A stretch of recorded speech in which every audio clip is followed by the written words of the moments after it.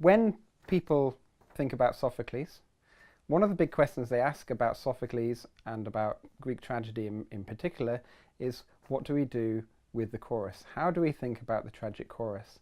What do we think about what powers it has, what its authority is, how it relates to not only the characters on the stage but also the audiences who are listening and watching the performances. On the worksheet that I've provided, I've set out a range of passages, 4 passages in total, giving a range of different ways in which the chorus in Sophocles Antigone relates to individual characters, Creon particularly, but also speaks on their own and indeed sings on their own to the audiences in their choral odes. One of the things here to ask about the tragic chorus is, how do we deal with that sense through that basic doubleness, that the chorus is both a participant in the action, one of the characters, but also somehow not part of the action, and speaking, projecting, singing beyond the action and engaging more directly, but also in more general terms, with a range of kind of much bigger questions to the audience beyond, though the tragic chorus never directly addresses the audience, which is a very different way of working with the chorus from, for instance, Aristophanes or Old Comedy.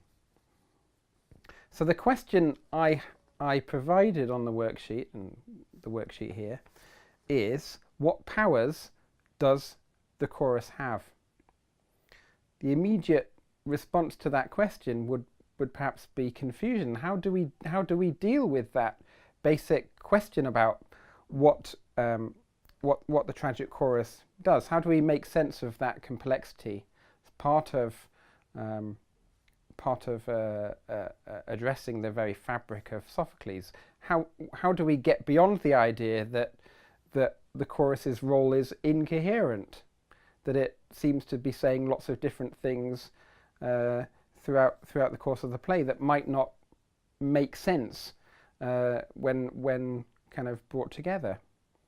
And what I want to try to get across through the passages, particularly in the relation between the chorus as a group of singers and performers of choral odes, and choruses and the chorus leader responding to Creon, is that the diversity matters. The diversity in the responses, but also the diversity in the ways they perform, the ways they speak, the ways they sing, is essential to the fabric, our understanding of how tragedy communicates in more sophisticated, more complex, but not incoherent ways.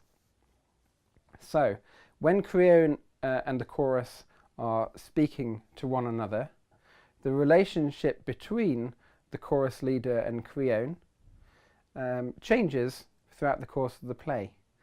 In early stages of the play, in lines, for instance, 211 to 16, the chorus seemed to project, in relation to Creon, a sense of impossibility. They're too old. They suggest, go and speak to somebody else. We're going to try and follow your advice. We're under your thumb, but we're also sort of seemingly lacking any authority. And that relationship projects a kind of a sense of how leaders might work, but leaders in relations to the people they lead don't necessarily provide the ideal kinds of consensual community decision making that societies themselves in beyond the worlds that the plays create might want to endorse. elsewhere in this play, later on in the play, where the chorus leader and Creone interrelate, we get a turning of the tables, where the chorus leader finally advises Creone, and he listens to their advice. Now, in the tragic unfolding of the play, it actually, the fact that the advice is too late is part of the final tragic denouement for Creone as one of the main characters of the play. But the fact that the chorus leader and the chorus have intervened and turned the tables on Creone is again fundamental to this sense that the authority of the chorus as a group, as a community, is at stake. That questions about communities and the relationships with leaders is part of the point.